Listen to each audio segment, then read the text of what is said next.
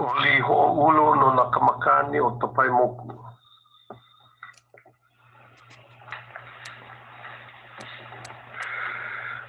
Hey ala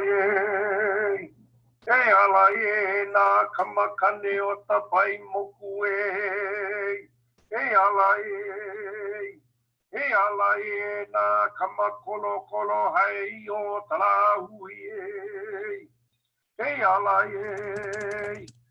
ala ye na kamai ia kamai hilu kamakala I e. Hey ala ye na kamamai au o pai I heoli I kolo manu e. Hey ala ye aulula houlu e houlula kamana e. Aulu tai ewe alala ola aha ai tamano na moku o na kaiko e. Eyo e lono nui a kea. Eyo e nakapi I koa oli loa.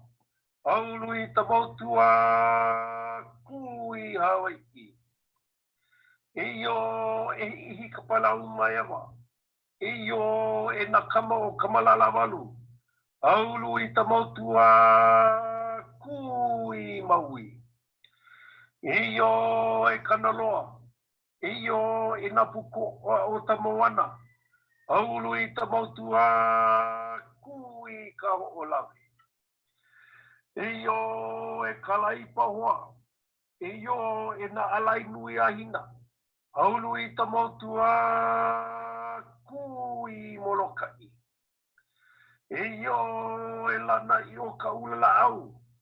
Eyo e kalau au o te atua pahulu. Aulu I tamautua kui lana I.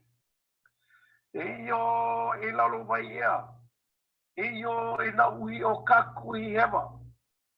Aulu I tamautua kui o ahu. Eyo e kamawailua lani.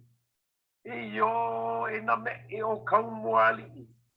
Aulu I tamautua kui kawai. Eyo e kaunu. E na mua kakala o kalala kea. Aulu I tamautua kui ni I hau. Eyo e Hawaiʻi ka mole o ka honua. Eyo e Hawaiʻi ka piko o kanaka. Eyo e Hawaiʻi ka pai moku ola. Eyo e Hawaiʻi nui a kea. Hawaiʻi kuauli. Hawaiʻi o kalani o wā kea. E ku ka awe no e ola no.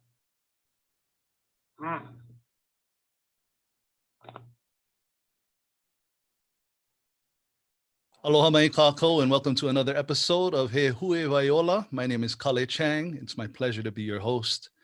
Huewai Ola is a webinar series brought to you by Ahakane and Kanaiokana. This series is an opportunity for us to strengthen our ohana by uplifting and empowering our kane, our Hawaiian men. The term Huewai Ola literally means a gourd of living water. It refers to a man as a vessel of life guided by the god Kane. In Hawaiian culture, gourds also represent knowledge. In this series, we'll be showcasing and introducing you to some extraordinary people.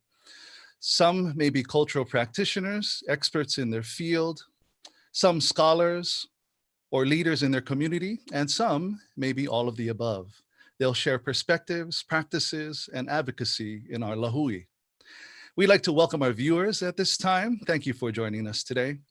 We want this to be an interactive experience. So before we get started, please go to our Zoom chat box or Facebook comments and let us know who you are and who you're watching with. We'd really love for your entire ohana to enjoy these episodes together as a family. Also, where are you joining us from? If you can give us your moku and or ahupua'a, even better. If you're watching from abroad, let us know what aina here in Hawaii your ohana is pili with. Also, feel free to ask questions throughout the show, and we'll do our best to answer as many as possible. All right, welcome to episode 4 of Huewai Ola. Today's topic is mana, And right now, we're going to take a moment to meet our distinguished panel of guests.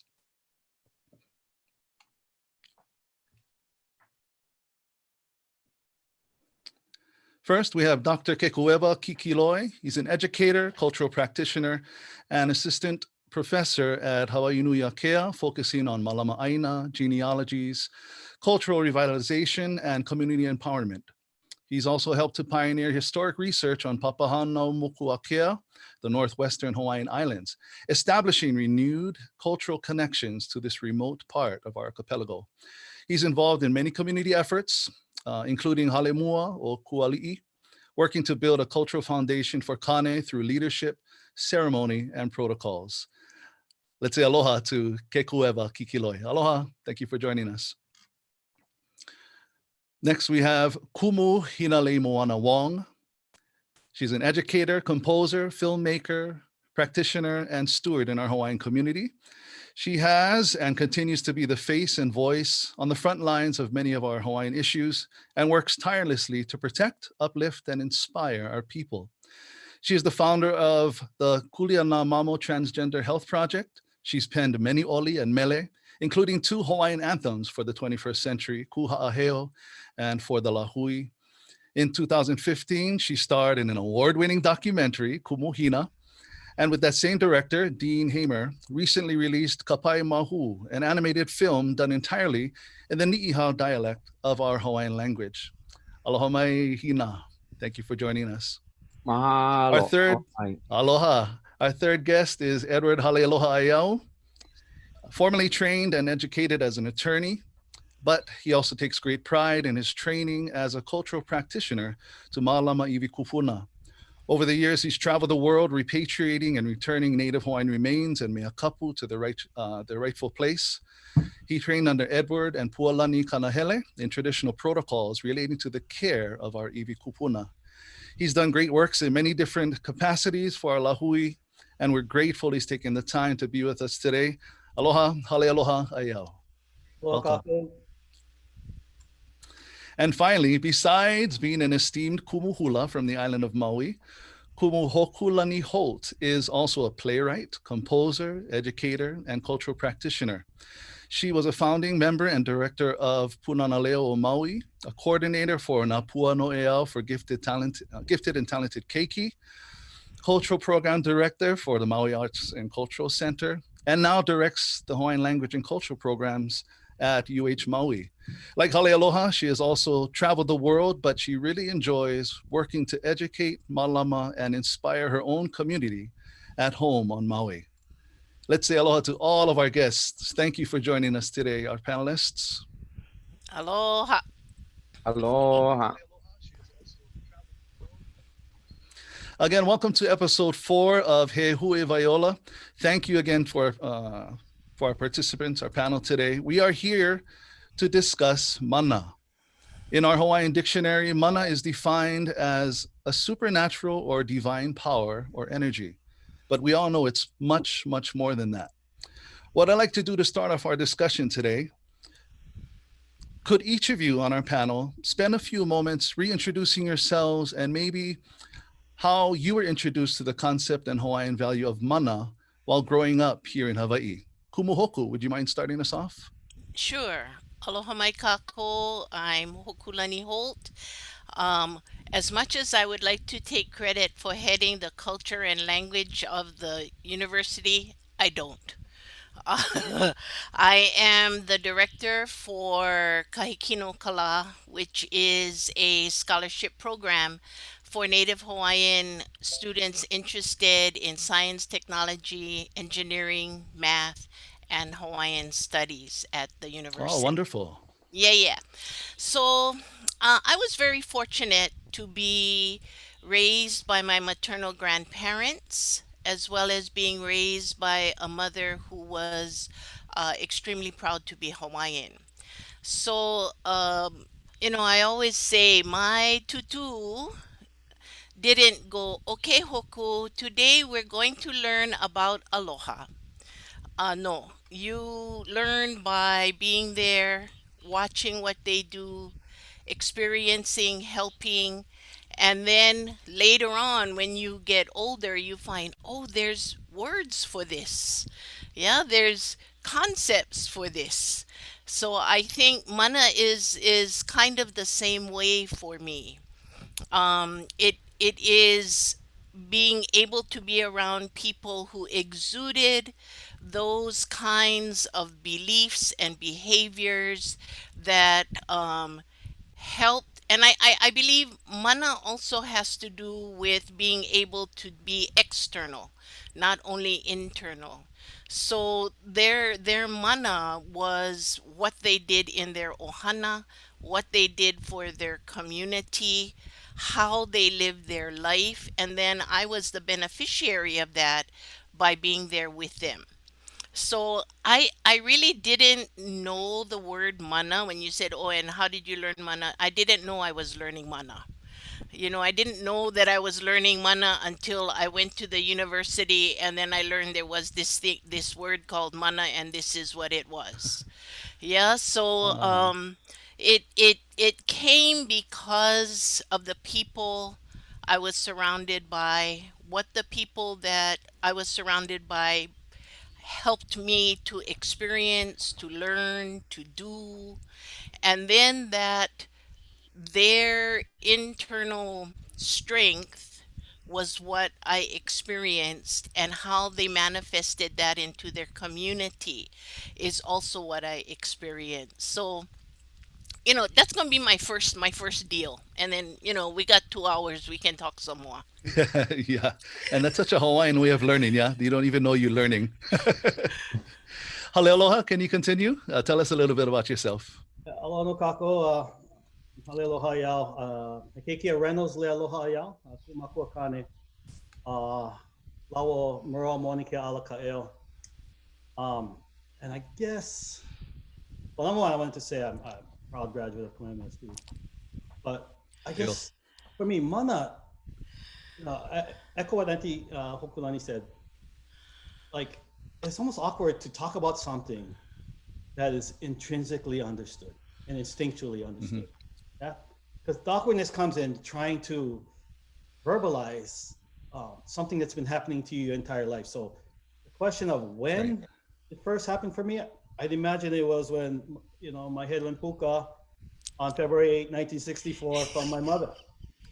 Because with that act came the inheritance of both their lineages, all of the kuleana that my family had, all of the ancestral memories that comes with that, the deja vu feeling when you go somewhere and you go, wow, this place looks so familiar, but this is my first time. Well, it may be my first time. It's not my kupuna's first time. And that familiarity is those memories that you inherited in birth, reconnecting you. And so, it's something that's been happening, as Auntie Hōkūlani explained, our entire lives. And there's something awkward about verbalizing that.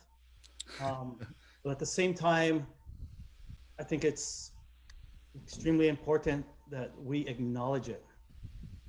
That we acknowledge that when we take actions that move our lahui forward, we are expressing the mana of our kupuna.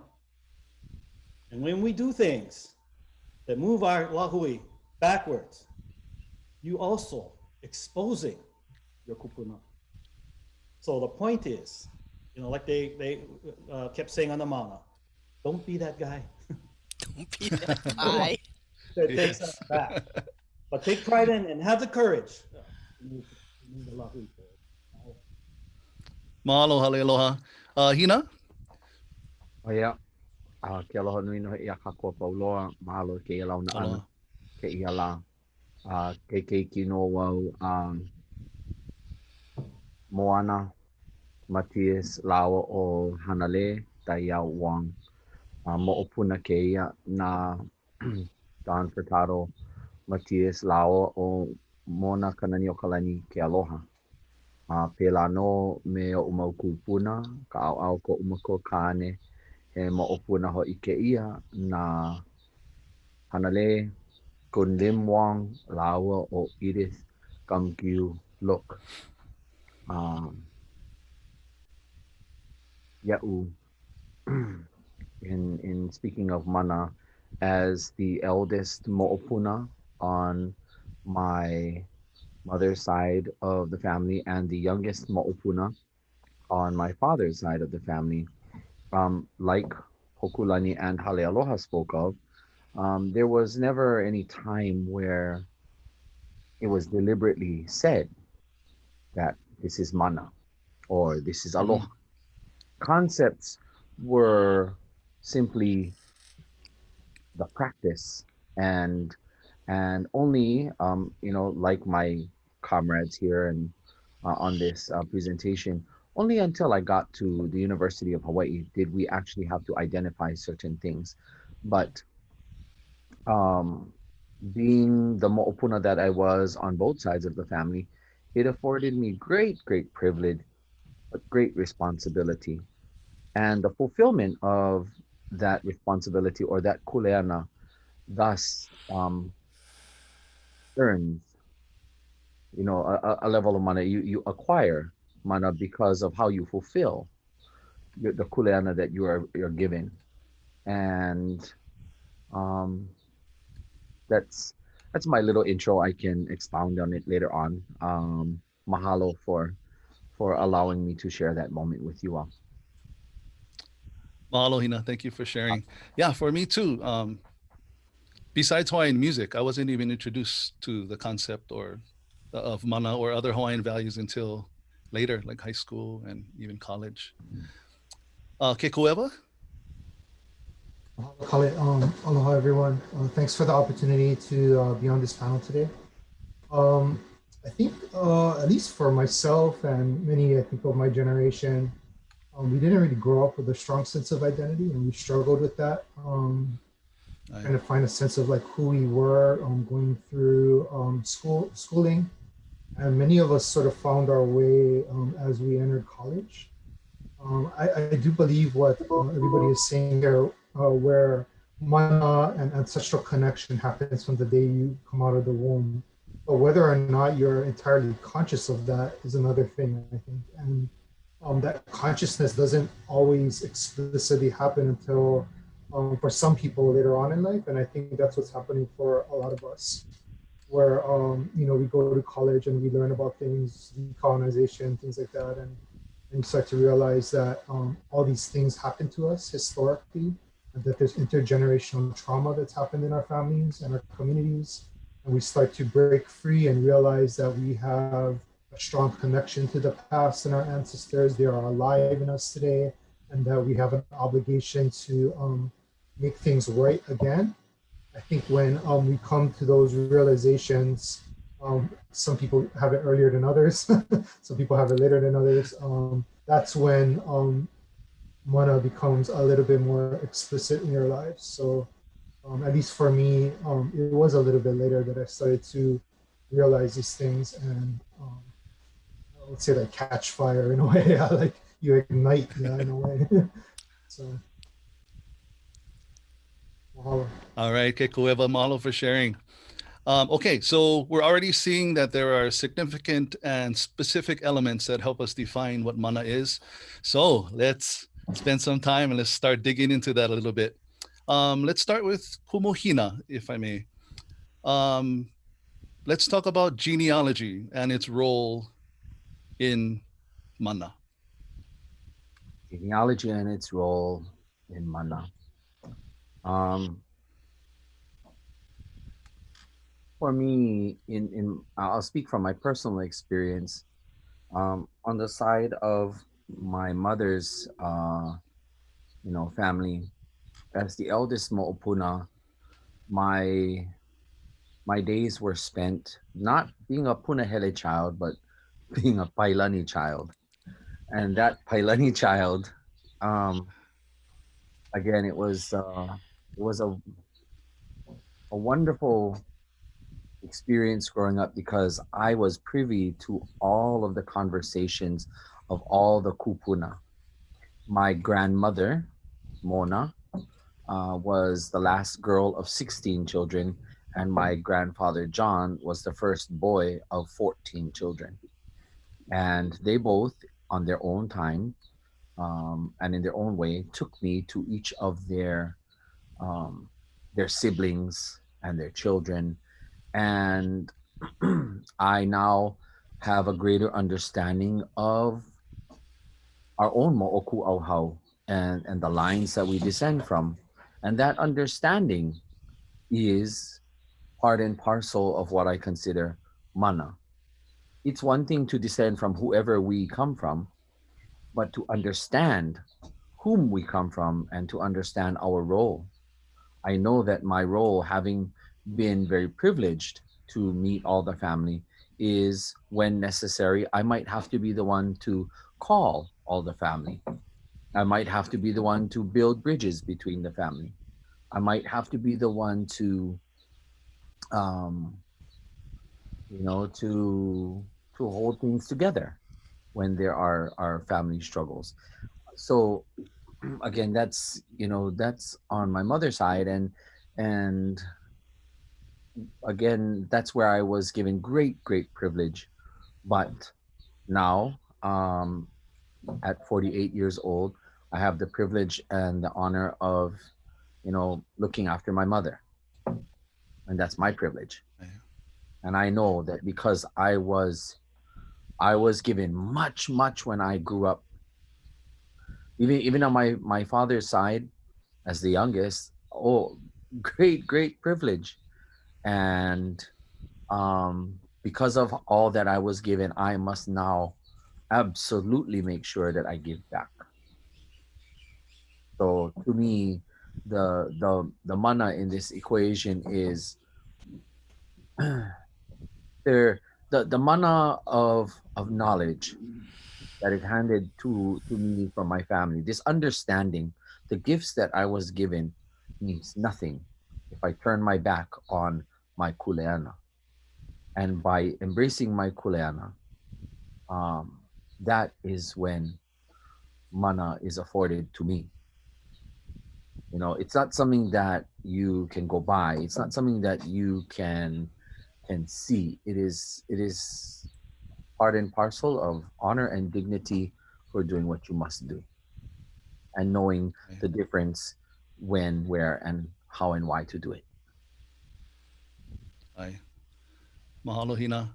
Mahalo. Kumohoku, can you expand a little bit on the connection between genealogy and mana? Well, I wanted to take a step in the discussion that Hina was having.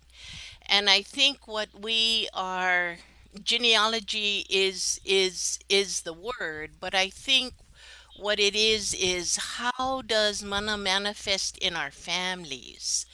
Because my mother was one of 15 children. 13 lived to adulthood. At the time, I was the youngest of her. She was the youngest girl. I was the youngest of hers when I went to live with my grandparents. So there were lots of older cousins and there were lots of younger cousins.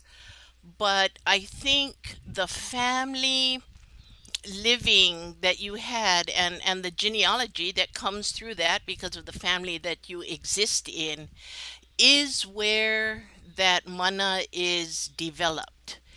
We are all born with some sort of mana. We because we have breath, we have mana. Yeah, because we Hmm. have breath.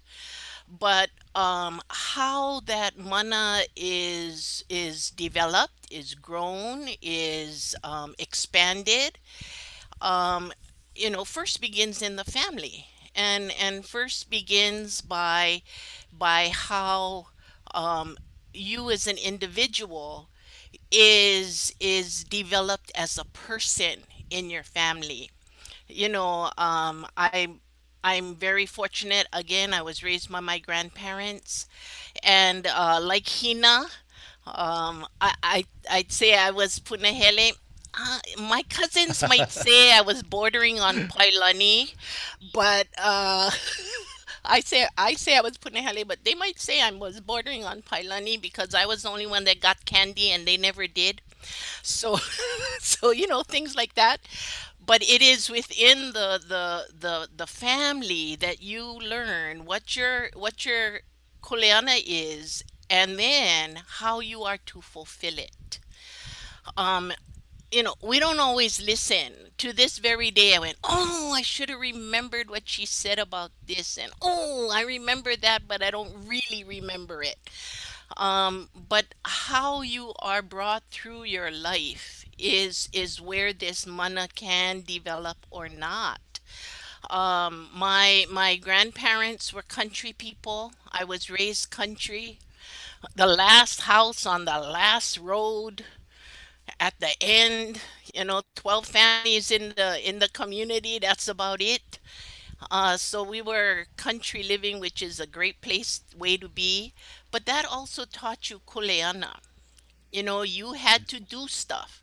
You don't just get up and watch TV all day. You get up, you have kuleana, you have chores you have to do. You have to We also had farm, so you had animals you had to feed, you had the yard you had to rake or pick up. You had kuleana. But that's the stepping stone to the kuleana that you might need to think about when you come into your adulthood. The kuleana that you are taught little by little in your household develops that sense of a job well done, that you have contributed to the welfare of your household, even at 5, 6, 7 years old. You have contributed, you took out the rubbish, you have contributed to the welfare of your household. So I think, the developing of the mana is begins first and foremost in the home and in the family. And for me, being a punahele of my grandparents, I was I wasn't the only grandchild that they took care of. I had older cousins, but I was the last one. So I had I believe, the greatest benefit of their knowledge. So, with that, mana, the developing of mana in a person happens because, not because I was the pet, but because I also had my cousins could go out and play and I had to sit there. I had to sit there and be quiet. Oh, yay. Now I'm thinking, oh, that was just the best because then you can hear everything going on. But at the time, it was like, I want to go outside. But I had to Right. sit there. Yeah. They saw that this is how that had to develop. So it begins in the home that you're being raised in to develop that mana that you're born with, and then as you grow up. So I'm just stepping off of what Hina started to share. Oh, thank you so much, Kumu. Okay, so Kekuewa and Halealoha. Because of your work, Kekuewa, in your researching and studying of Nihoa and Mokumanamana, and Halealoha, just based on what you do for Ivikupuna, could the two of you, I would love to hear your perspectives on how Aina is connected to Mana. You want to go first? You want to go first, or you want me to go first? Sure. Um, so in our work, to start the Ancestor Foundation, what that means is to literally scour the planet, trying to find the iwi of our kupuna, bones of our ancestors that were taken in the she's starting in the early days of contact up until this moment. I mean, it's still happening, where foreigners came to Hawaii and just took everything and anything that was in their way, including our ancestors.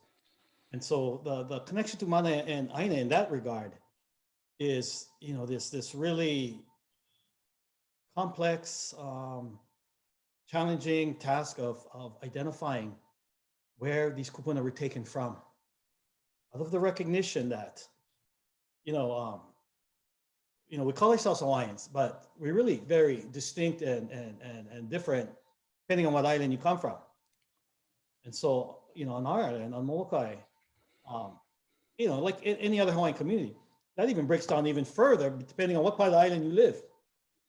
Because there are certain places associated with where you live. Like I grew up in Ho'olehua.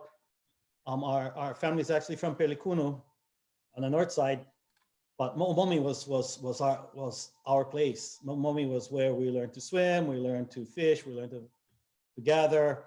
And then later on, I find out Mo'omomi is also the place where our kupuna laid their families to rest. And sure enough, so the work that we do identifies when iwi were taken from Molokai, the number one place they took it from was Mo'omomi. So in that regard, I remember asking my kumu one time, he said, when people ask you where you from, how do you answer that? Because, our ohana is from Pelekunu, but my father's side, Hapai, we're from Hilo, we're from Ka'u, on the Kanakaole side. We're from all over the place.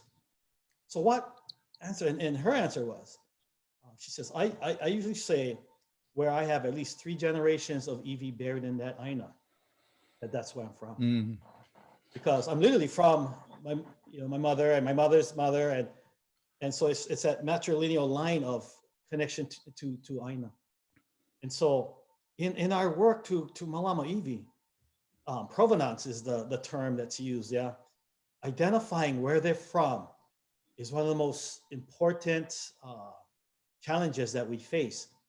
And so what do you do when you get stuck with the situation? And it's happened more times than I would like to admit, where the museum or whoever gathered them or whoever has them now, they didn't keep good records, so they don't know. Or the best information they have is Sandwich Islands or Hawaiian Islands or just Hawaii.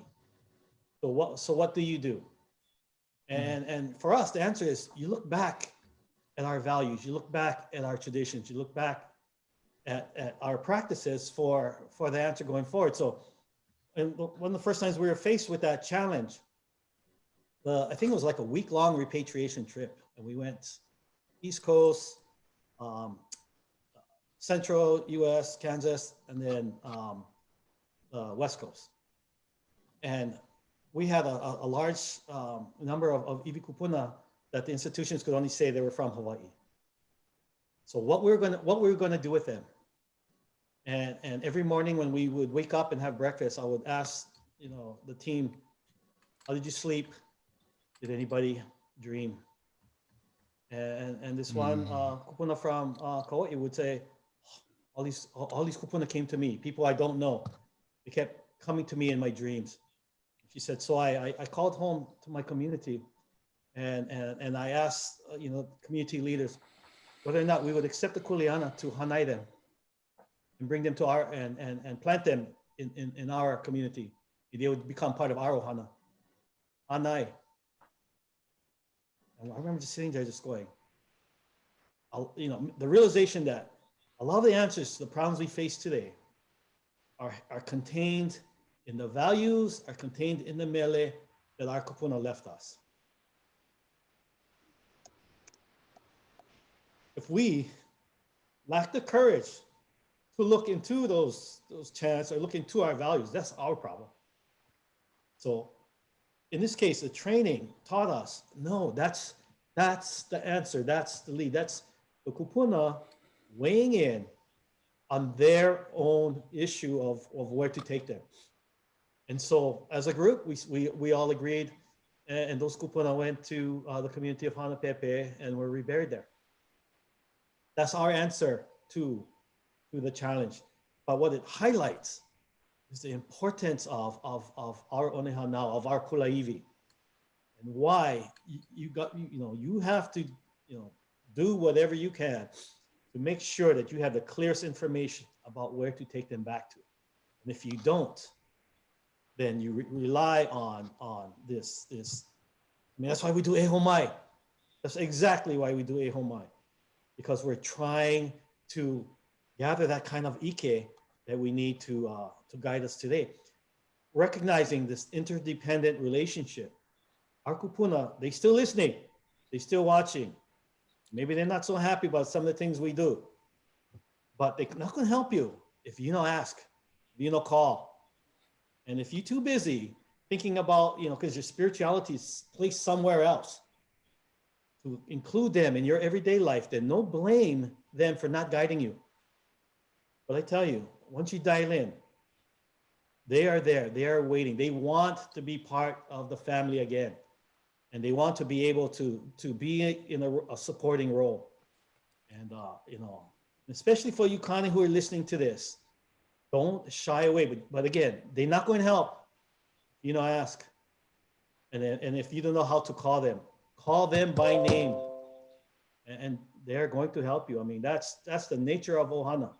They have not forgotten us, but we, more importantly, cannot forget them. So, mahalo.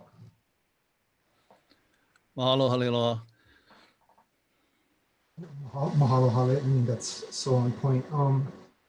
Yeah, I mean, following that thread of interrelationship between descendants and ancestors, I really think that that's like the core aspect of Hawaiian identity, and that is something that we, whether we're conscious of it or not, are constantly striving towards, is to build that pilina between all of us. And there's no better way to do that than Aina, I would say, because Aina is like a conduit for memories. And memory plays, in my opinion, an important role in all of this, because as Hawaiians, we're always trying to keep the memory of our ancestors alive in us by the things that we do, in the stories that we tell, in the places that we go, in the things that we do in the community. It's all building upon sort of this ancestral legacy that we have. And it's all rooted and tied and anchored to places.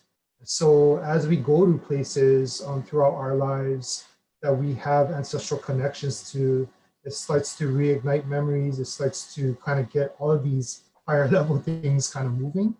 And so I think Aina is sort of this thing that is like, it's constantly there as a reminder, as a backdrop as to like where we were from, where we are from, what we do, and so forth. And so Aina plays an important role. And I also think that going along the lines of memory, ceremony plays an important role, because by nature, ritual is sort of this idea of a repetitive act that reignites memory as well in what we do. So to me, those are kind of two things that affect ancestral connection and mana, ultimately mana. I wanted I Mahalo, want Kekuewa. I wanted to say Yes, a Auntie. little bit, taking off from Kekuewa's discussion on Aina. Sometimes as Hawaiians, we moan that we cannot go back to our Aina Kupuna. It's all changed. Something else is Mhm. there. Someone else is there. We're being prevented from going to visit our Aina Kupuna. And to some degree, that certainly can be true, but it doesn't mean that you should stop going. No matter what's on there now, or what fence is in front of you, or what gate is in front of you, or what building is in front of you, that doesn't mean we should stop going, because it's us that has to make that connection with the Aina that is the Aina Kupuna. Because like Kekuewa said, and like Halealoha said, they still there. They're still there. And even though we might be put off that there is something else there and we don't have free flow access maybe to our Aina Kupuna, that should not prevent us from going. So there's a hotel built right where your great grandfather's house used to be. You can still go on the beach. They cannot keep you off the beach. You can still go on the beach and be in that place that your kupuna walked. He didn't only walk where the building was. He walked down the beach, he walked to the neighbors, he walked up Mauka. He is still there. And other people's um taking over of our Aina Kupuna place should not prevent us from continuing to make those personal connections. I'm not saying you go over there and you tell them this is my grandfather's place, get out.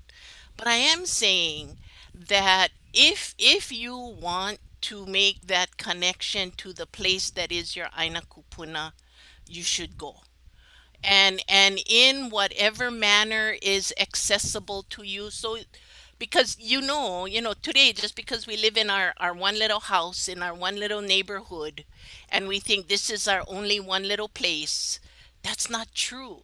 Yeah, that's not true. We access all the different areas around where we live. They did too. Yeah, so if you feel that, oh, I want to go to my Aina Kupuna, but it's all the way over there and you got to go down the hill and I'm not really sure where it is and I think you got to go past somebody's house. Okay, go ahead. Because they will see you. They will remember you. They will know that you have come. And that is the main thing. Like Hale says, talk to them. Sometimes we go, oh, I don't know how to talk Hawaiian, so I don't want to do this. It doesn't matter. Yeah. I had great relationships with my tutus. So I always feel that they, no matter what, you the mo'o. Yeah, no matter what. You are their mo'opuna. You are their relationship. So no matter what, that is going to be there. So I would like to encourage people that wherever you see your Aina Kupuna as being, go. Go, and you might think you look cuckoo, but you go and you go, Tutu, I am here. I am Ii, and I am the daughter of Ii and Ii, and I am the granddaughter of and because, and I have come here because I want to be here with you. Oye vale.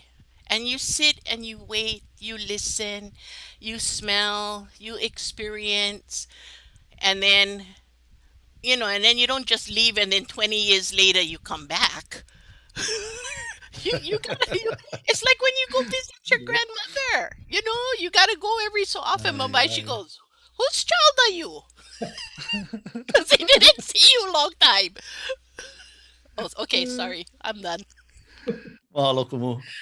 Actually, I have a question from one of our viewers for Hina. You come from a background of many cultures. Do you feel mana is in every culture? Or is it specifically a Hawaiian thing? What a wonderfully provocative question.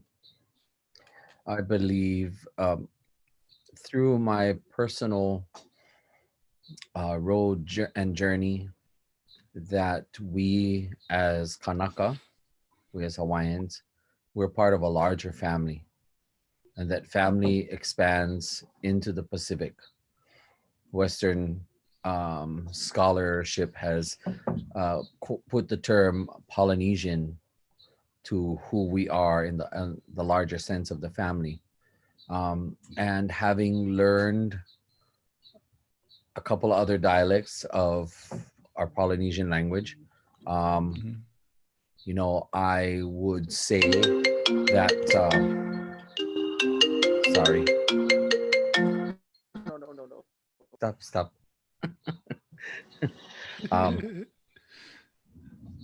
I would say that mana is what connects us to not only our immediate family.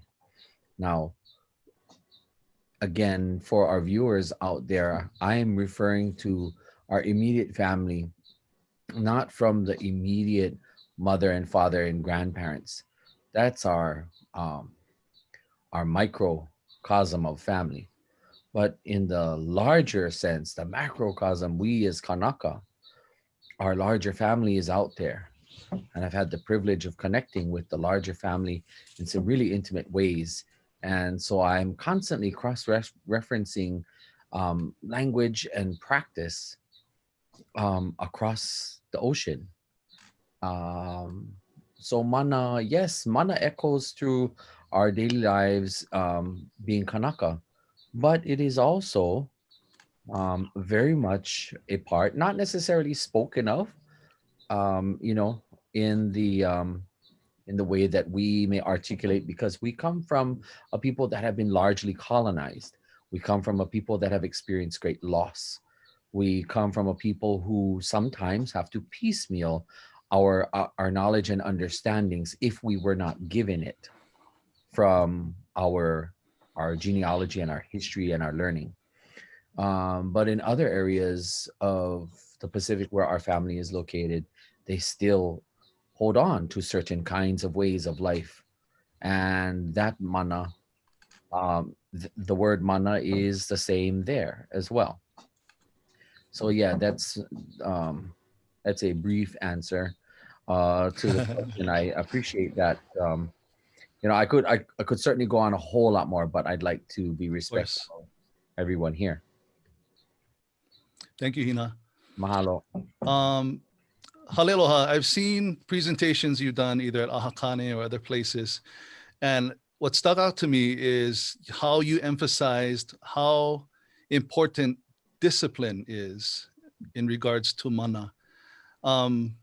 If we can talk about Mauna Kea for just a little bit, not so much the conflict, but what I found fascinating about the movement there is within weeks, Kanaka Maoli were able to basically build an entire operating community up there. Food supply, sanitation, most importantly, discipline and rules and people following the rules. Halealoha, do you mind talking a little bit how important discipline is to mana on both a personal and lahui level? You know, so what? Yeah, years ago when I was training with Uncle Edward, Ed Panahele and Antipua Panahele, one of their daughters told me that their grandmother, Edith Kanaka-Ole, used to always say to them that the one thing that was sorely missing from the Hawaiian community was discipline, people's behavior. Yeah, and that we come from this culture of order. So whenever I look at situations, you know, Mauna Kea being one, the challenge of repatriation, what makes an effective approach is when there's ike, is when there's guidance, it's when there's a discipline of thought. So when we first started repatriating, everybody was just blown away angry because of the realization of what had happened to our kupuna. And we were just scratching the surface. And as the years went on and the cases got worse, there's nothing worse than reading an account where someone dehumanizes a Kanaka, objectifies them, and then turns them into osteological material, biological resource, not human anymore. If we didn't have the discipline of our training to learn how to release that kaumaha, we never would have made it. And so disciplining yourself is also, one, it's an effective approach to overcoming any kind of challenge. Two, it's a safety net, because you know what? Chaos doesn't work. Just showing up without a plan and just, oh no, I feel this way, let's just go. You're not gonna go far, and you know, you won't be effective. But when you understand what certain foundational cultural values are, that, you know, for example, Mike Kumu did not teach us how to repatriate. He taught us the value of returning them to restore the ancestral foundation. Yeah. So, you know, as a navigator in that regard, we knew the destination. Our job was to figure out how to sail a canoe, how to negotiate anywhere else in the world. You know, I just came back from a UN event in Canada, and it was about international repatriation. And out of all the speakers from all around the world doing international repatriation, the two leading peoples doing them are the Maori and the Hawaiians. And that was because both speakers talked about the importance of kupuna in their culture, and that recognition, acknowledging it. Not to say that the other cultures didn't value their kupuna, they just didn't realize the value in acknowledging a love for your grandparents, and how that helps, so in our work, one of the things Uncle Ed used to say is that there's no room for failure, none, zero. So we've done 120 repatriations worldwide, mainly because we stick to the plan that works, like Kekuewa was saying earlier about ceremony and the importance of that repetition, importance of calling upon your kupuna, the importance of asking for all the tools that you need. And so, discipline to me is the most critical element in overcoming any challenge. And if you think it's okay just to be angry, I say to you, that is an ineffective tool to move forward. And the other aspect of discipline I like to mention is the time it takes to acquire Ike. I've been doing this for 30 years. I may be viewed in some regards as an expert in this, but in my relationship with my kuma, I'm still hamana. Yeah. I'm still a student learning. When I get stuck, I was on a call once, and this person on the call says, you should be consulting us, because if you get stuck Halealoha at the museum, then you can call me. This person is younger than me, and I just started to laugh. No, I'm gonna call Puakana Hele. I'm not gonna call you, because she's my kumu, one. But the discipline of her knowledge and her family's commitment to that knowledge and to the perpetuation of that knowledge is critical to the ability to make right decisions and to move forward. So, discipline in terms of our the challenges that we have as a lahui, absolutely critical. Which is to say, there's no such thing as an overnight kia'i. Nope. It's something, because the Halealoha 30 years ago, today is not the Halealoha 30 years ago. But that's Makahanaka Ike. Yeah? Maka Ike Kamau Popo.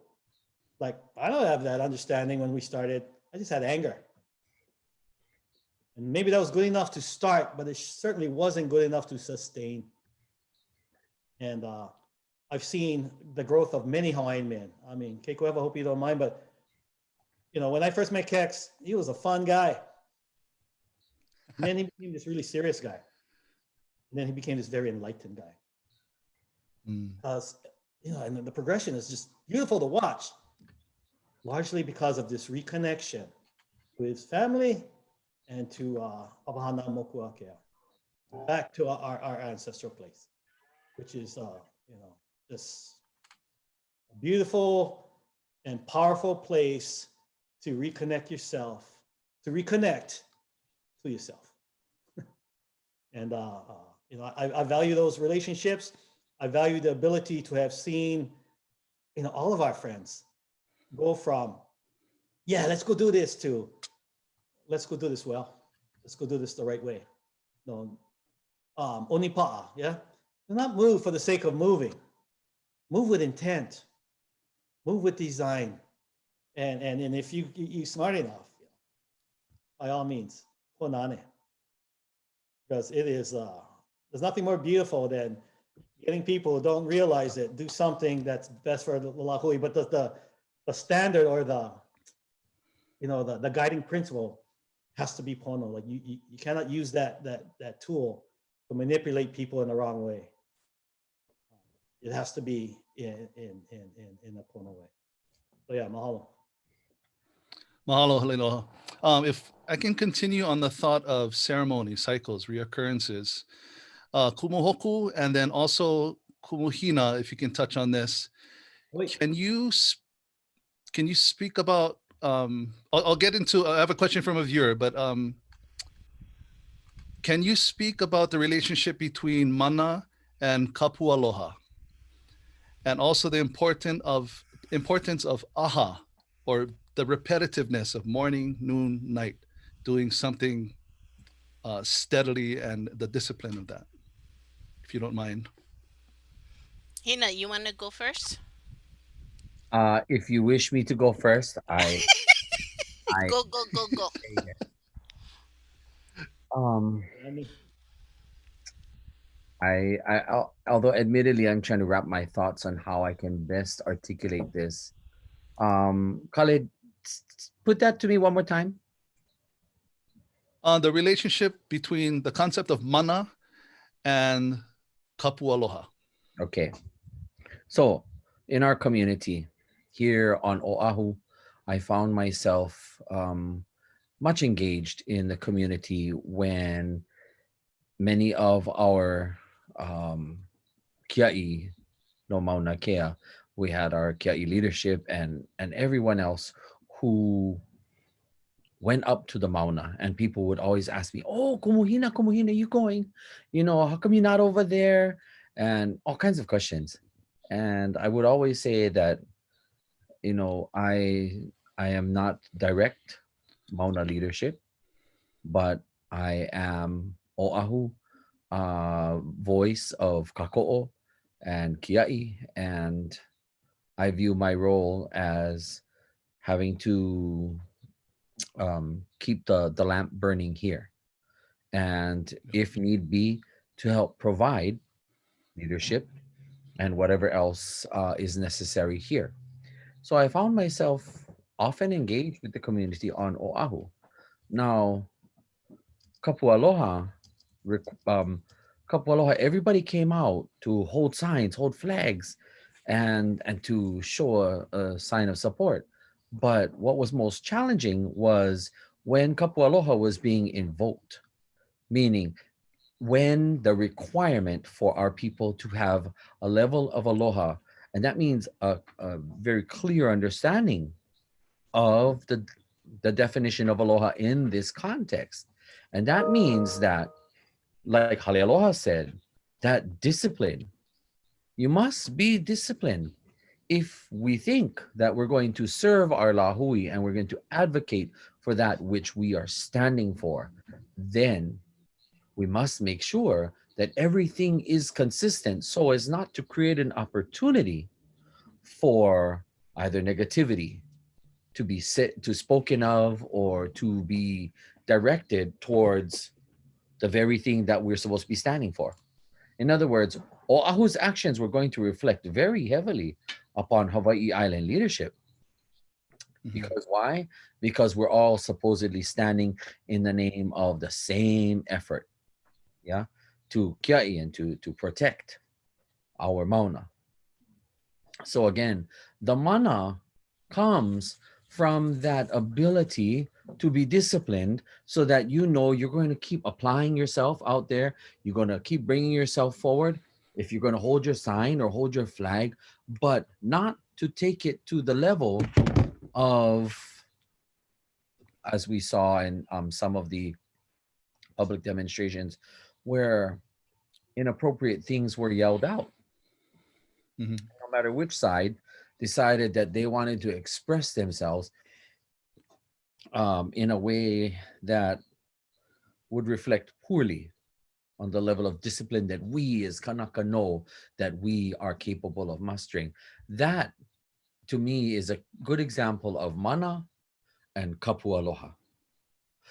The kapu aloha, to me, I interpret it as the requirement for us to hold ourselves to the highest level of aloha, where even though we don't agree with the people across the street, and even though it hurts us to the core because it conflicts with how we see the world, it does not mean that we reduce ourselves to some of the most base kinds of levels of engage and remove ourselves from the dignity that should be guided and determined by that which our kupuna would consider a level of posturing, and that our kupuna would appreciate. So in other words, plain and simple English, look act dumb and act stupid. And never mind acting all any kind, make any kind. That's because you are angry. You have to hold. We as Kanaka must know how to hold ourselves with a level of composure, a level of dignity, a level of integrity above and beyond how emotionally charged we get. And that's a part of the manifestation and the flow of that mana. We know what we stand for and we know why we do it. And the mana of our kupuna be with us to comfort us like this. You know, when we get so out there and we just want to leap out of our bodies, but we can feel that all we have to do is just kind of step back and feel the embrace of the kupuna saying, my. Yeah. That's the way we need to engage right now. Yeah. That's my sharing with you for mana and kapu aloha. Mahalo nui. Okay, we're starting to get a couple of questions from our viewers. From Emily Makahi. Great question. And this is one of the questions I had also. When we think of mana, we think of it as a traditional Hawaiian value. So she's asking, in modern times, how can we practice mana today in our families, our communities, etc.? And anyone can chime in on this. We practice mana by number one, knowing where our mana comes from. Yeah, we have to Yes. know where our mana comes from. We know our mana come just like what everybody's been talking about. We know our mana comes from the ancestors that we descend from. We know our mana comes from the places that our families frequented and called their own. Not through ownership, but where they saw themselves as being from.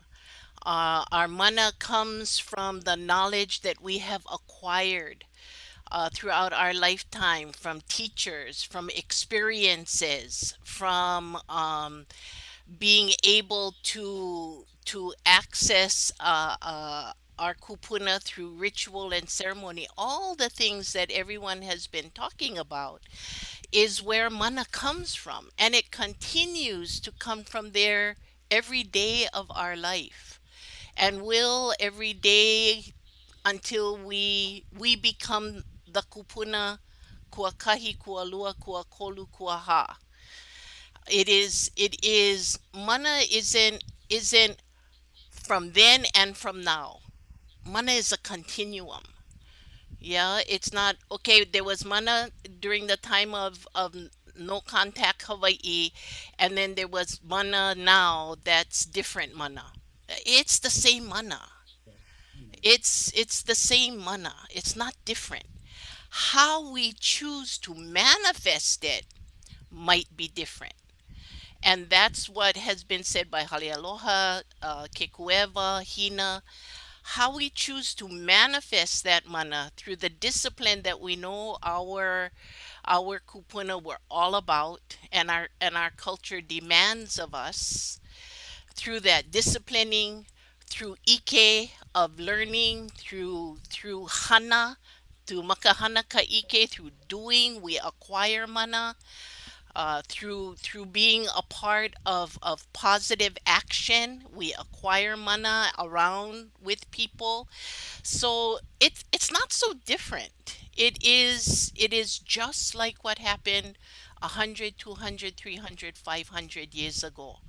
It is the continuum until today. And if we recognize that, and we recognize that we need to have ritual and ceremony in our life. We need to visit the places that bring us mana. We need to be with people that give us positive ike and positive mana. We need to think about the disciplining that assists us in making aloha an action that has all the depth that that one word possesses. Then mana continues and will continue into the future. You know, one of the things that I think when we talk about kapu aloha and things like that, I remember probably Halealoha knows this as well, but I was talking to Kalekoa one day right after while we were all doing Mauna things, and he said, one of the hardest things I have ever done in my whole entire life was to sit, was to sit and watch the kupuna leave and be taken. He says, I've done a lot of hard things, chained myself to everything in the whole wide world. But the hardest thing I ever did in my life was sit. That discipline and that kapu aloha speaks the volumes of the mana that has to be executed at a time and place like that. Oh, that's wonderful, Auntie. Thank you. And that answered a question. I'm just going to read the question so they know that we're seeing them. It's actually from a dear friend, Nani Cook. And she was asking about how to manage your mana for those of us who aren't active in the Hawaiian community, but she does great work for the general community at large in Hawaii. She was asking how to avoid mana draining or mana depletion. And I think you answered that quite well, Kumuhoku. But if I can continue, oh, sorry, Hina, you want to add on to what she was saying? Yes, I just wanted to tag this on. That Yes. yes, we are speaking for the purpose of gaining perhaps greater clarity in our understanding and perhaps reaffirmation of how we can acknowledge mana. But mana comes from not having to talk about it. Right. I believe, and mana comes from not having to markedly pronounce it, and also mana comes from knowing our role. Yeah. When you know your role and you fulfill your role. In my role as Burial Council Kona Rep of Oahu and the chair, I know that there are ways that I can best serve the iwi kupuna and best serve the people who come forward to assume responsibility for advocacy of said kupuna, of which I have the pleasure to work with Halealoha on. And it's not necessarily to have to do everything or to be the lead voice when you get other people to be the voice. So again, know your role, and if necessary, know when to slow your roll. And like Hōkūlani said, when Kalekoa realized his role, he had to slow his roll and allow what needed to happen to take place. Yeah. I just wanted to say also,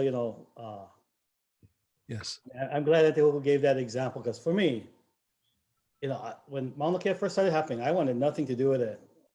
Just because my plate is so full, I don't even know if it's on the table anymore. And so I purposely wanted to keep myself away from that one, because I saw who's involved, and I know, these are hammers, man. These guys know what they're doing. Their discipline, and Tipua them was involved.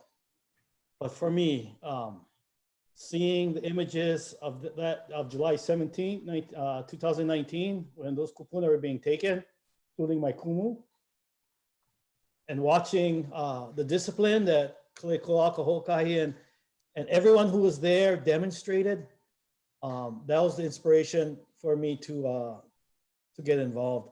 Because Vino Kalekoa Kyle, he is not someone who takes something like that sitting down. He will lead by example. And the fact that he expressed that kind of discipline was an important mana moment, if you will, for me. So for me, when Kapu Aloha first came up, I admit I struggled with it. But I came to realize that, and this is just for me, Kapu Aloha is the practice of knowing in your mind how much you want to choke somebody's neck, and realizing you don't have to.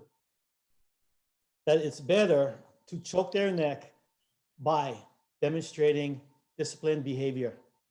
So for all the criticism directed at the kiai at Mauna Kea. Well, those same people, well, they 3 times a day asking their kupuna to empower them to do the right thing, to make the right decisions, and to stand up for something. Did they demonstrate that same kind of discipline? And that's when I realized sometimes you don't have to literally choke somebody's neck. You just have to outclass them. Yep.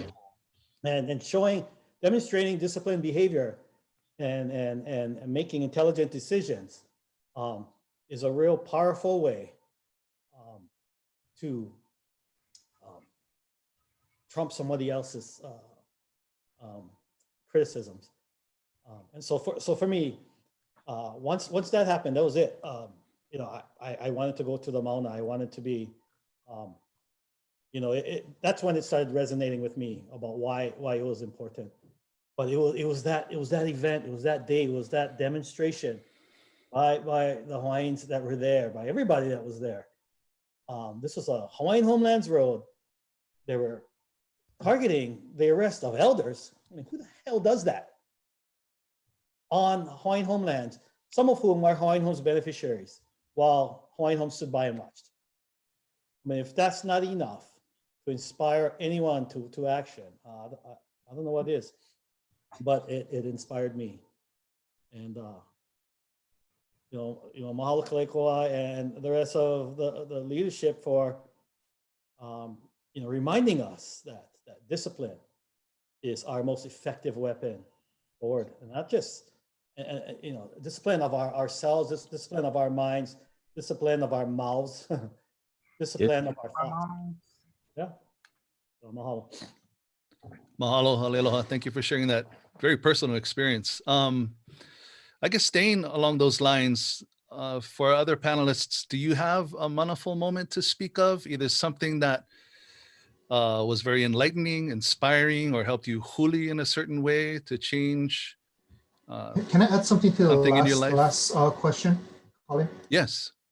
Yeah, just following up with what the panelists are saying, I think leadership and discipline is synonymous with mana, if not a precursor to it.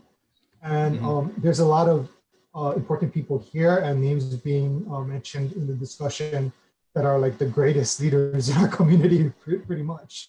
But I think that leadership can happen also at the family level.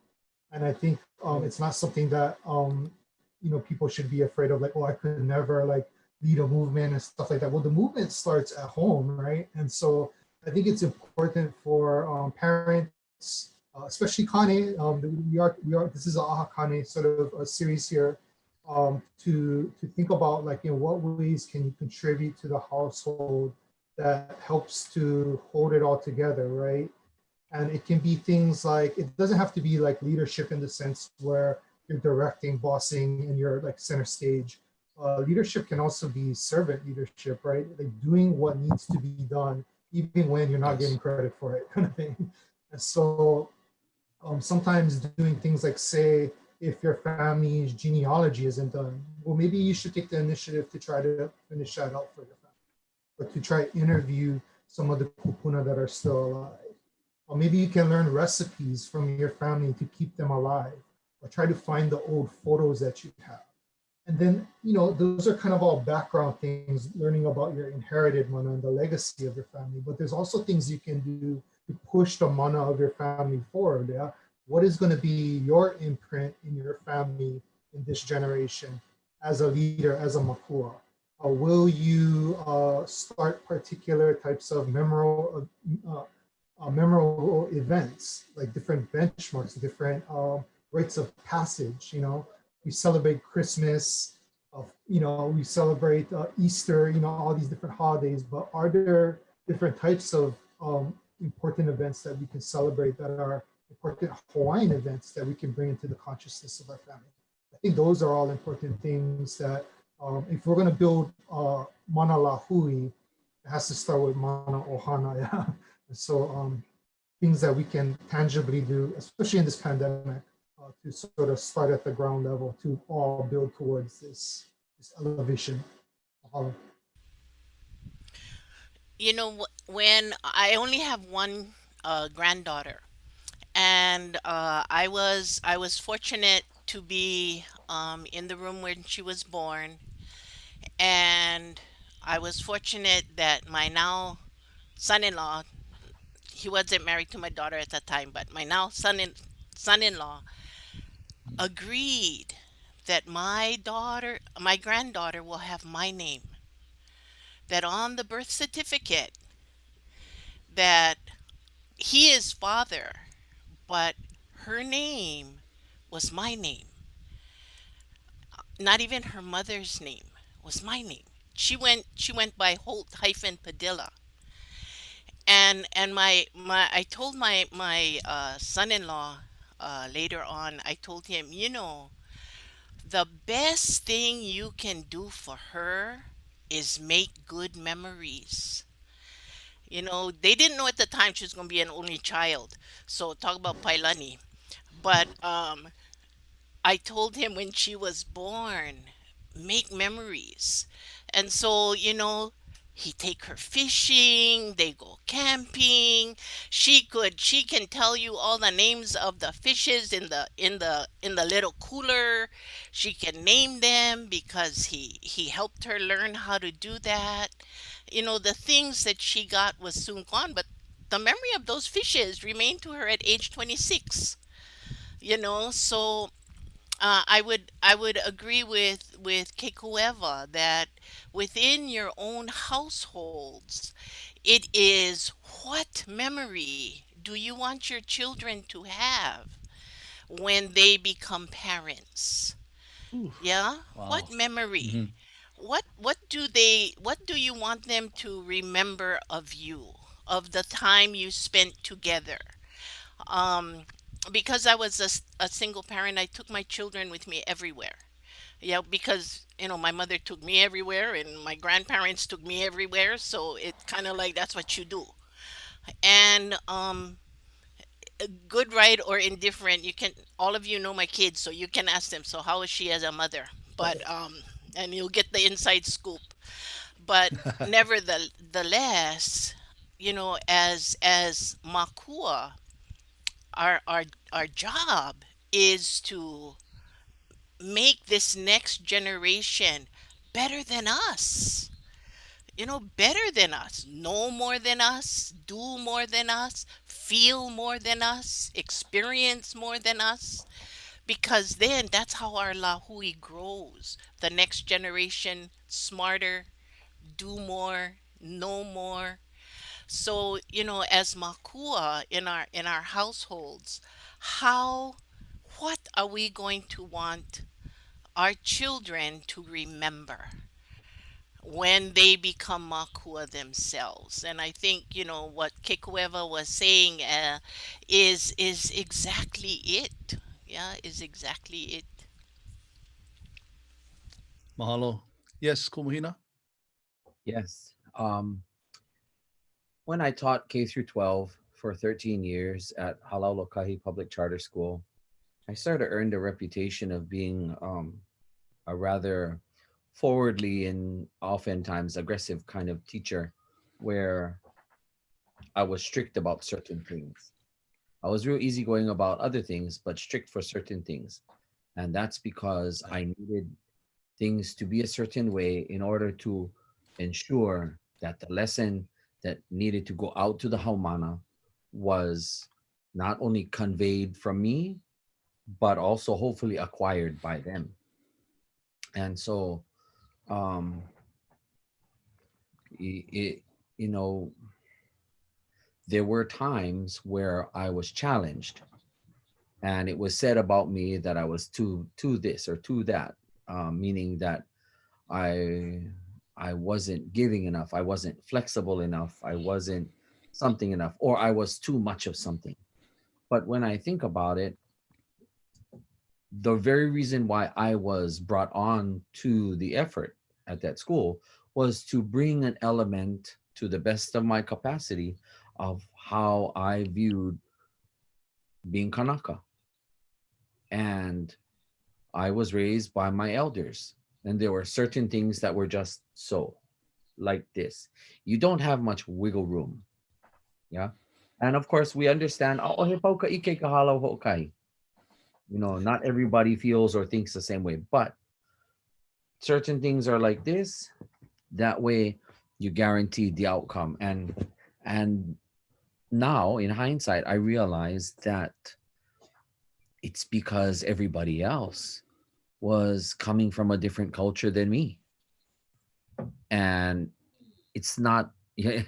I have to be strong. For those of us who actually see this and know the difference, we have to have the courage and the fortitude, the confidence to not just acquiesce, not just to give in because, oh well, you know, we're being unpopular. No, that's not it. There's a level of tenacity and there's a level of strictness and accord that comes with the world of the kupuna, because there was order and discipline in that world. Now, in the Western American world that many of our Hawaiians dwell in and exist in mentally and emotionally, that becomes a very fleeting challenge for many. Thank you, Hina. Mahalo. So even for me, I've been an educator for many years, and depending where I was and what age group, I had all sets of rules for different classes. And then finally, I realized if I did more of a mana-based teaching style, it just fit better. So from 20, 30 rules, it all went down to one rule. Imai kai ke kalo I ko oha. Everything we do reflects upon our elders. And I put that on the students. You know, if you're disruptive in class, who's your mom? Is your mom disruptive? Is your grandma like that? And by doing so, whether they knew it or not, they were kind of learning Hawaiian culture, learning the concept of mana and kuleana. And I was grateful to be able to incorporate that into the classroom. We've been speaking a lot about family, genealogy, inherited mana. Can we talk about that versus acquired mana? Anybody want to touch on that?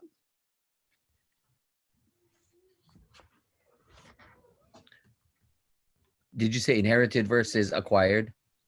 Yes. Yes, that's a very simple concept.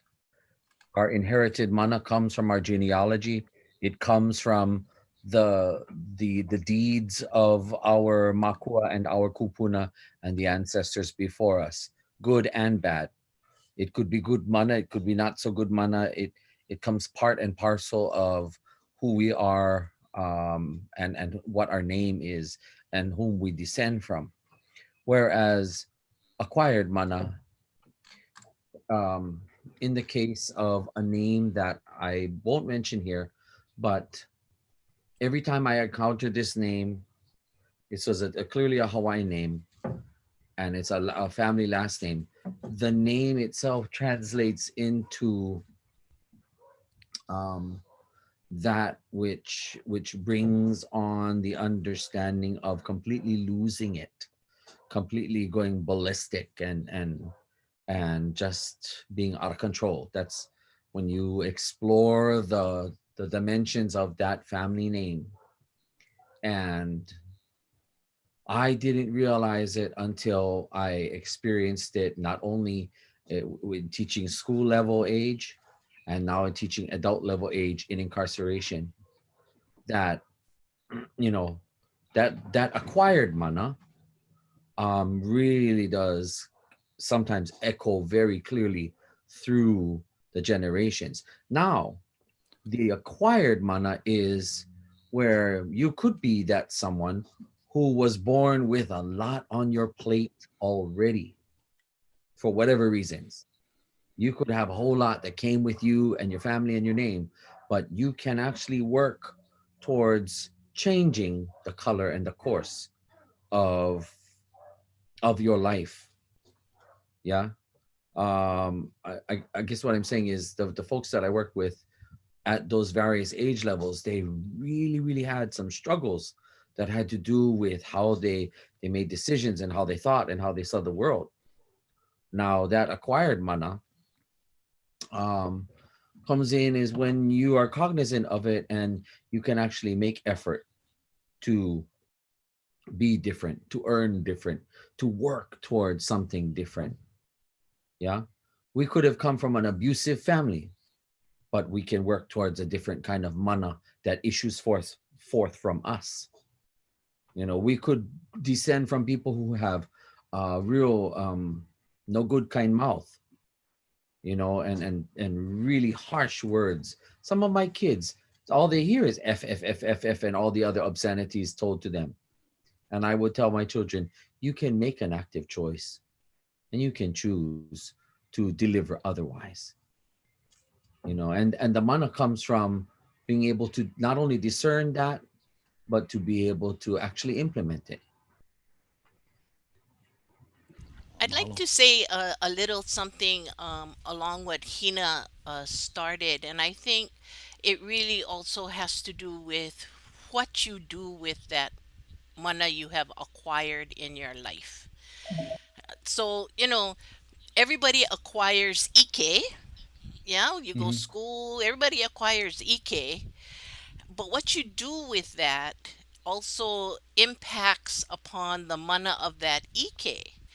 Um, this is a small kind of junk example, but it's the example I get. Um, I come from a hula family. I have hula legacy. I have hula genealogy. And so that continues down through our ohana. But I am one of 50 first cousins. 50, 50 first cousins.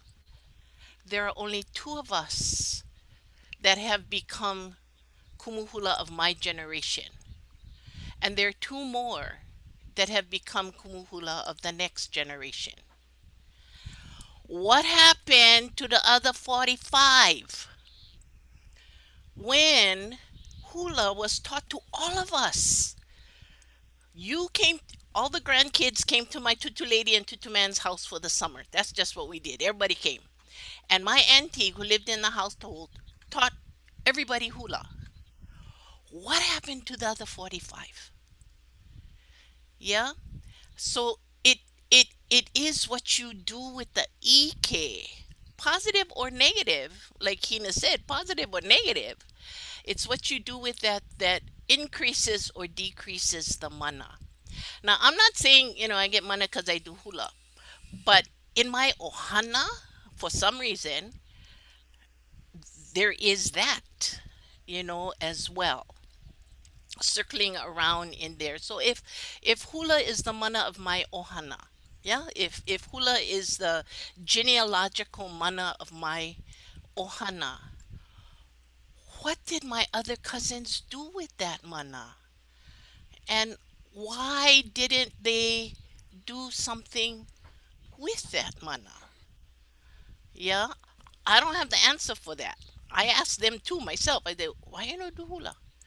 Oh, and yeah, a thousand excuses. But I think the acquiring of mana and then what you do with it is how that mana manifests. Yeah. Um. So I can only do that little example because I know that one the best. Okay, pal. Mahalo kumu. Can I say, you know, Kekuewa. Oh, sorry. Ses. Go ahead. Go ahead.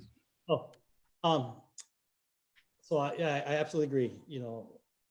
Inherited mana, of course, is from your genealogy from your mo'okuauhau, and acquired mana is 3 actions.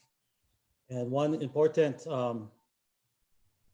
concept, if you will, or practice that we were taught is this whole notion and understanding of balance.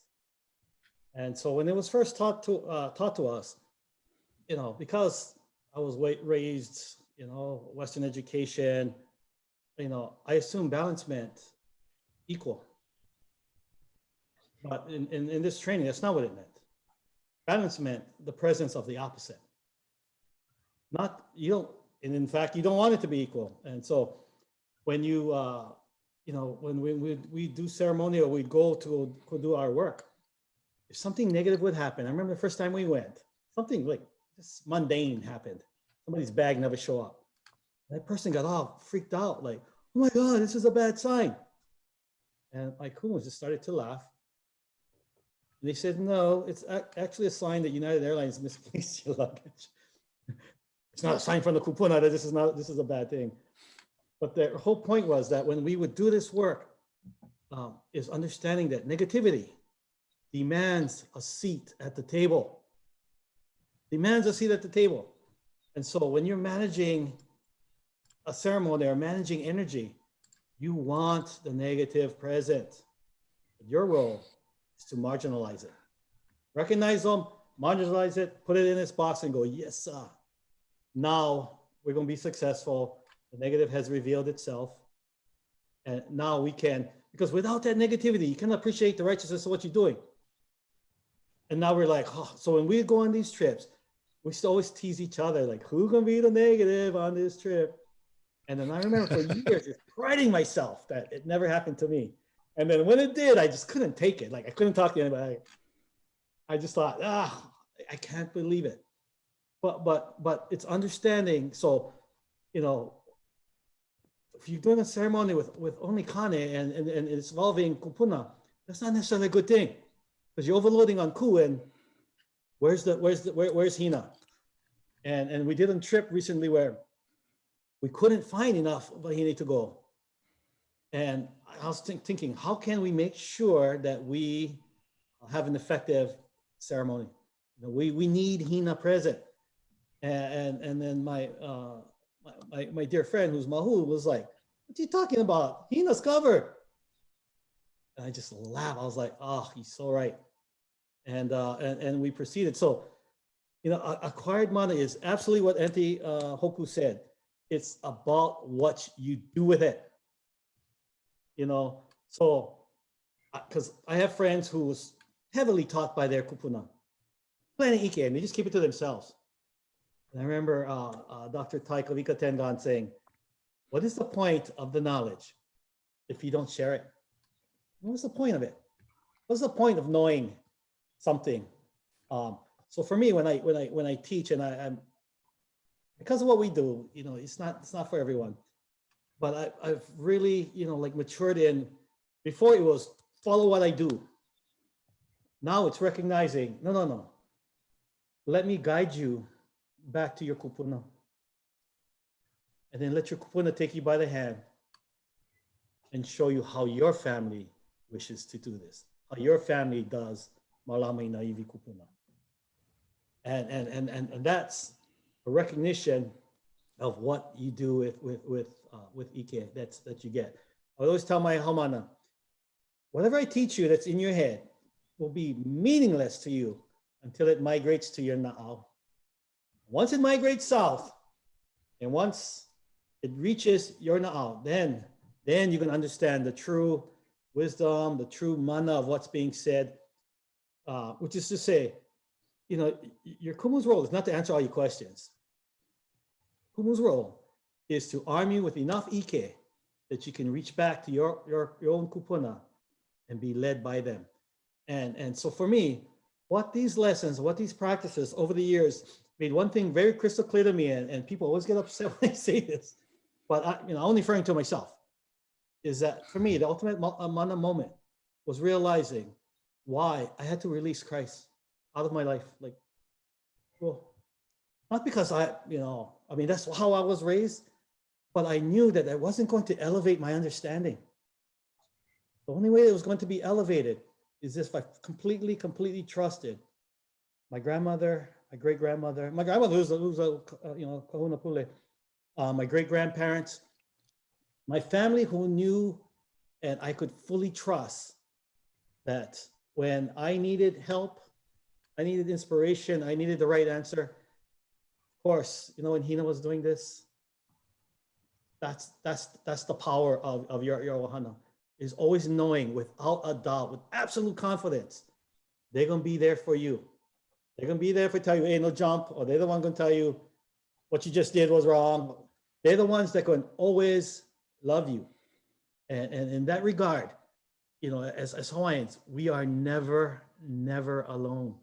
Never alone. No matter how bad things get, your kupuna are always there, but it comes, with what all the speakers have mentioned, it comes with responsibility. So I remember the first Ahakane, Billy Kinoi gave the keynote on Sunday morning, and he gave this awesome, powerful speech about how we Hawaiian men are all that.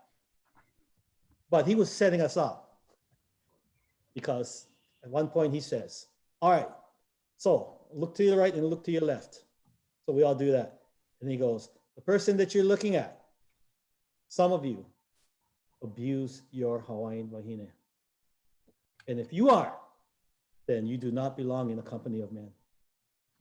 I was just like, wow, how powerful that was, because he was telling us that one of our ultimate responsibilities is to malama our wahine, or malama our partner, malama aloha that is reciprocated for us in our family. And it was very powerful. I never forgot it.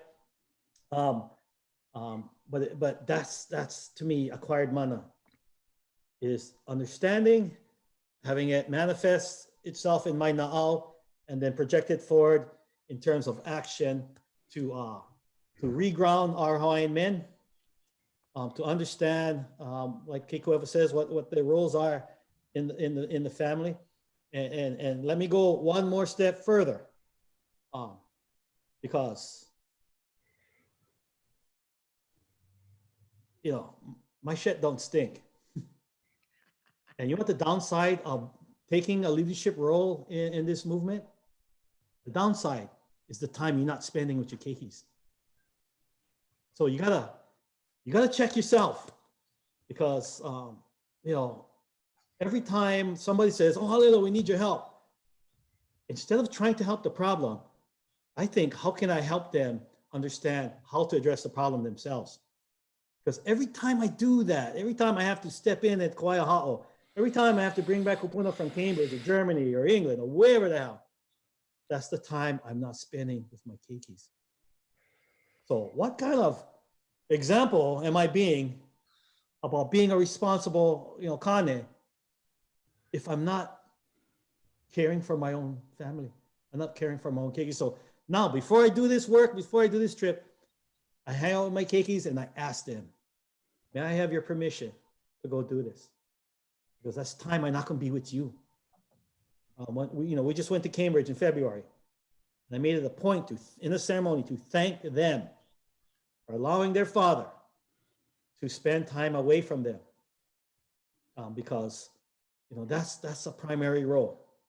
Yeah, is to nurture, to educate, your keikis and malama, your family. So, if you're a Hawaiian Khan out there listening, trying to figure out, what am I going to do here? What am I going to do here? Especially under the circumstances we're living in now, and just a kaumaha of COVID-19. You like being a real man. Malama your keikis.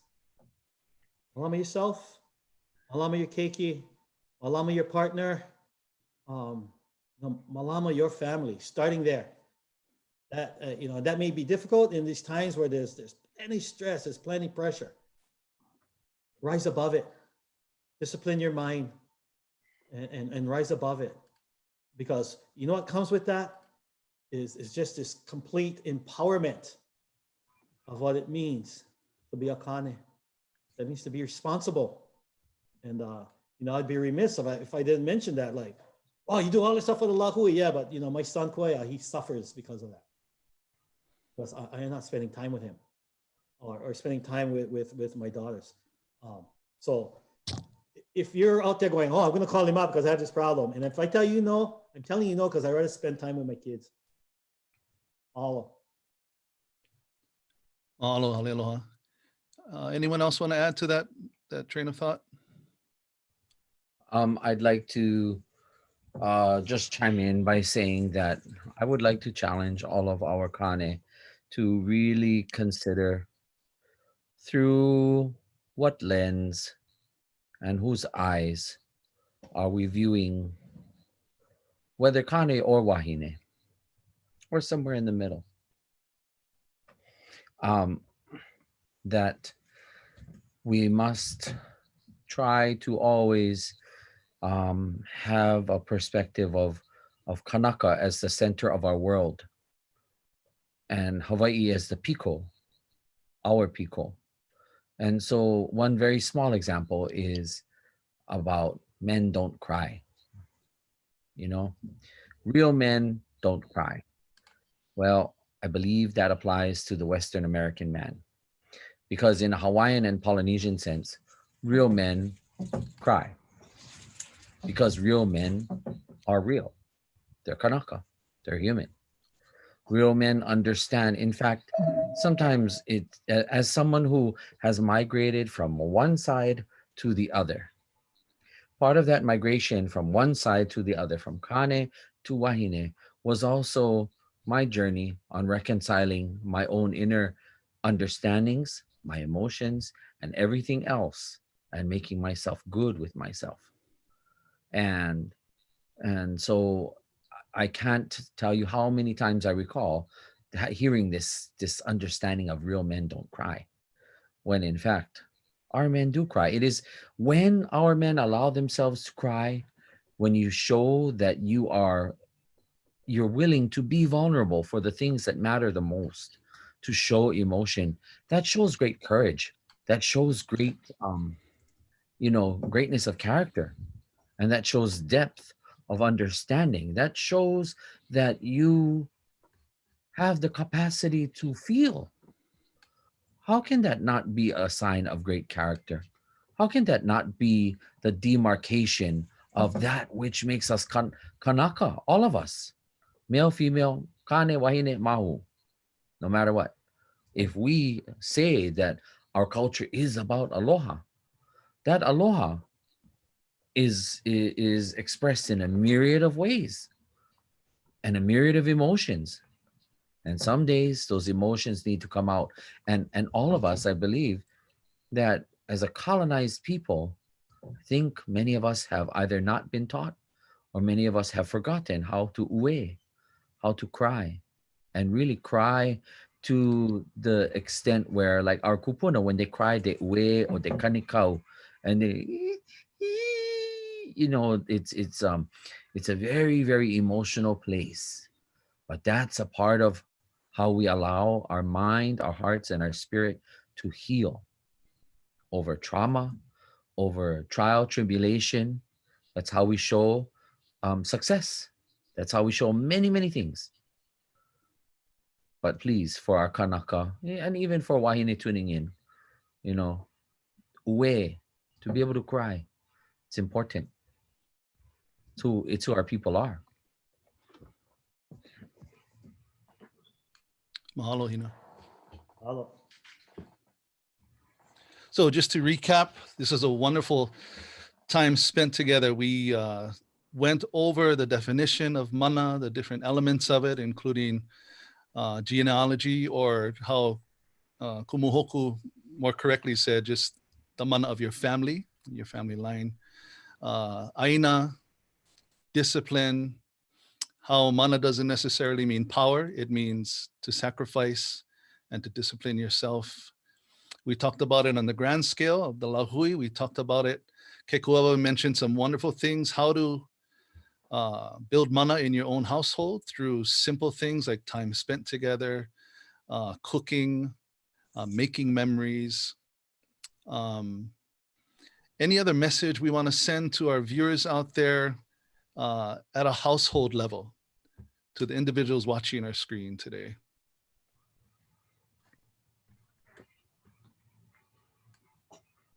I think, sorry, I do hope you want to go.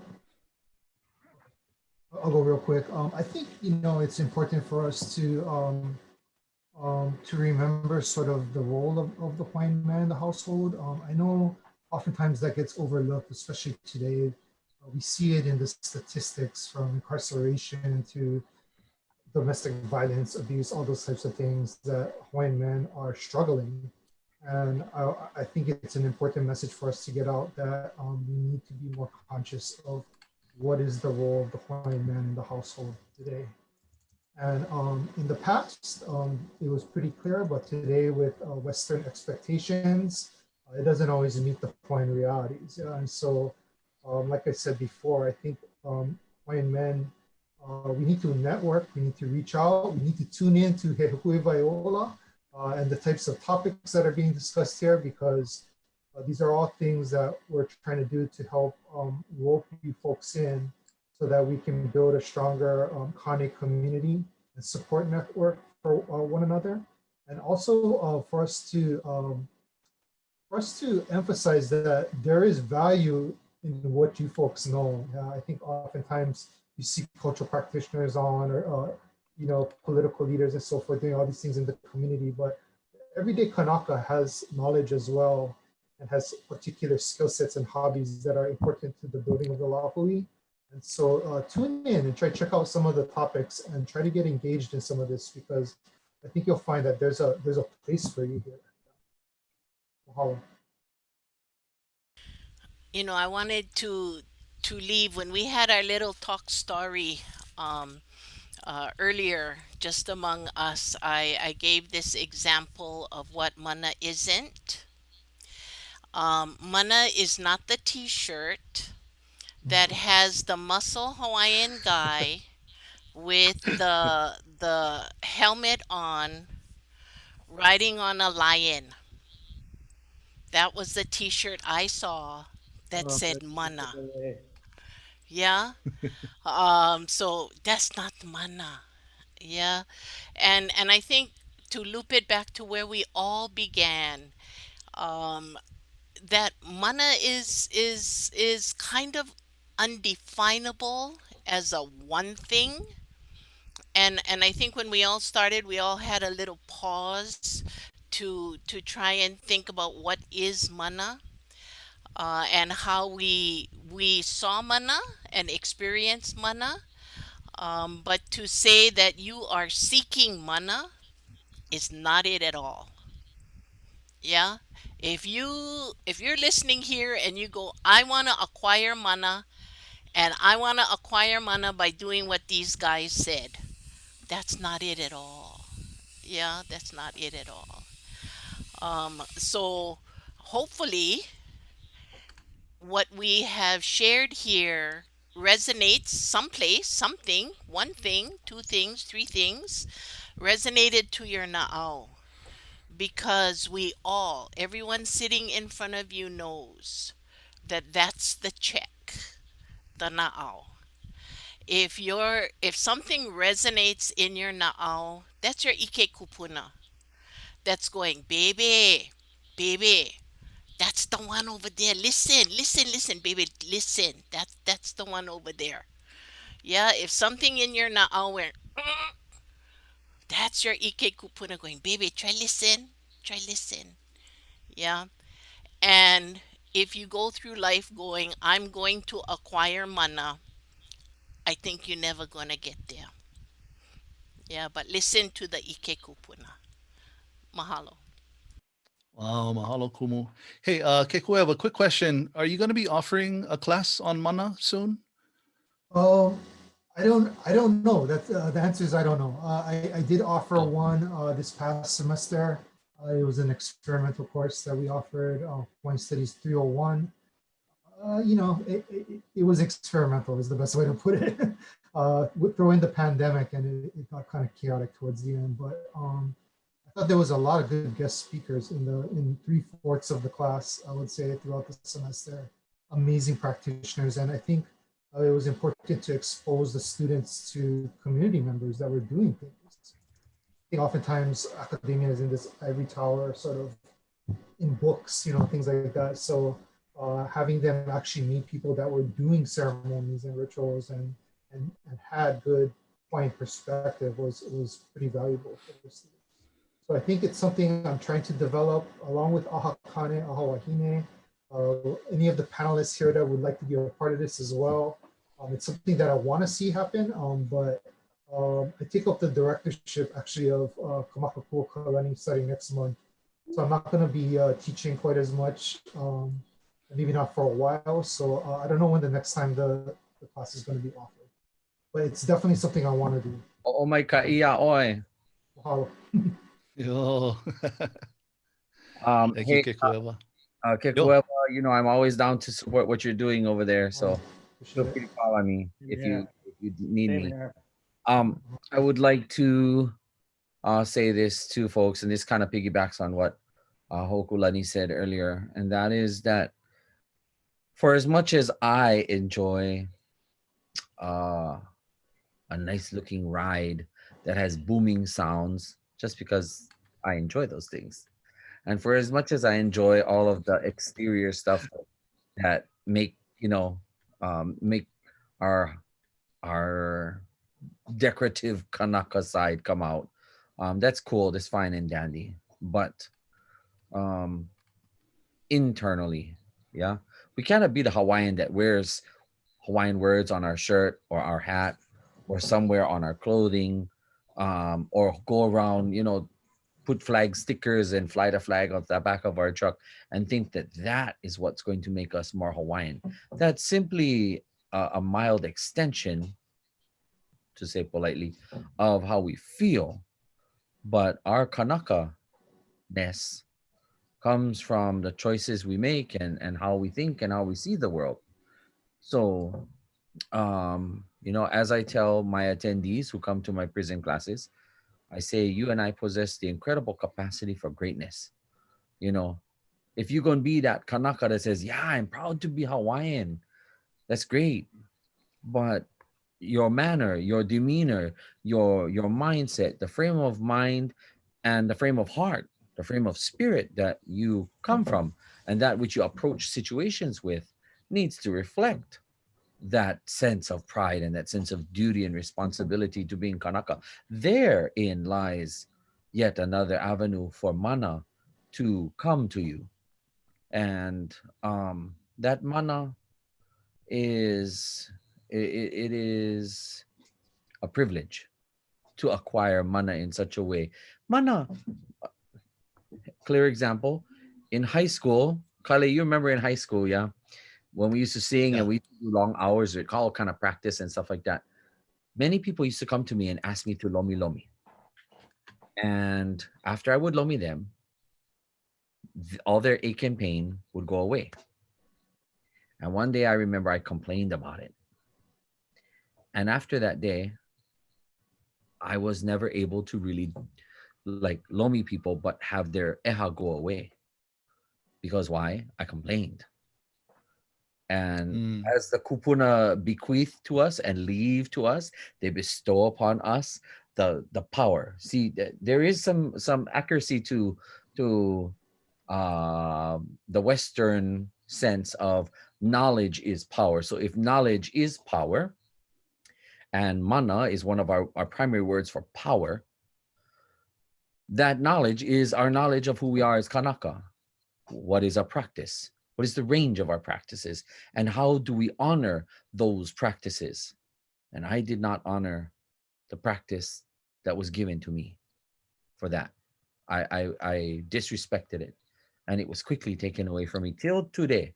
Once in a great while, I really have to like pule and ground myself before I could do that. But I never ever had it come back to me in the way that it used to be.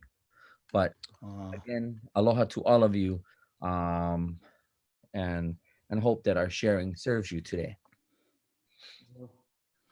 Malo Hina. Any other closing thoughts from our presenters?